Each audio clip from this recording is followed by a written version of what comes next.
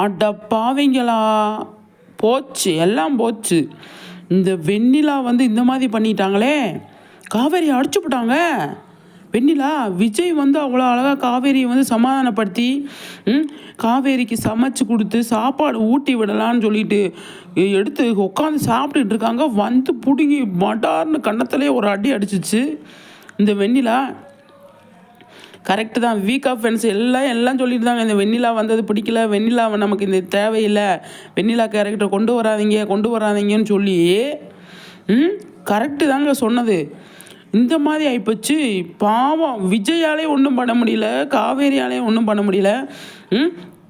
ரூம்புக்குள்ளேருந்து வந்து கண்ணத்தை சேர்ந்து ஒரு அப்போ செம்ம அடி அடிச்சு பிடிச்சி. அட கடவுளே, காவேரி நல்லது தானே பண்ணாங்க.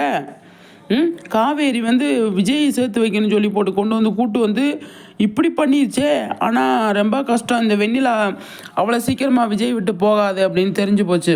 விஜய்க்கு பெரிய பிரச்சனை தான், விஜய் தான் எல்லாமே அப்படின்னு. ஆனால் இந்த ப்ரோமோ இன்றைக்கி நல்ல நாள் அதுமா இன்றைக்கி எதிர்பார்க்கலங்க.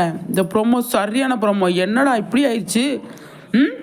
அட கடவுளை, காவேரி அடிச்சுட்டுனா இந்த வெண்ணிலா கேரக்டர் ஓப்பன் ஆனால் கொஞ்சம் சரியான பிரச்சனை வராதுன்னு நினச்சா, ஆனால் கண்டிப்பாக பிரச்சனை பெருசாகவே வரும் போல் தெரியுது. ஏன் அப்படின்னா ஏன் விஜய்னு இருக்கு. விஜயை வெண்ணிலாவை விட்டு பிரிஞ்சாலும் வெண்ணிலா விஜய் விட்டு பிரியாது போல் தெரியுது. அப்போ விஜயோட பாடு பெருசுதான். அதனால தான் அடித்ததுனால தான் ஃபேமிலியை வந்து கூட்டு போயிட்டாங்க போல். காவேரியை விட்டு விஜய் விட்டு போச்சு எல்லாம்.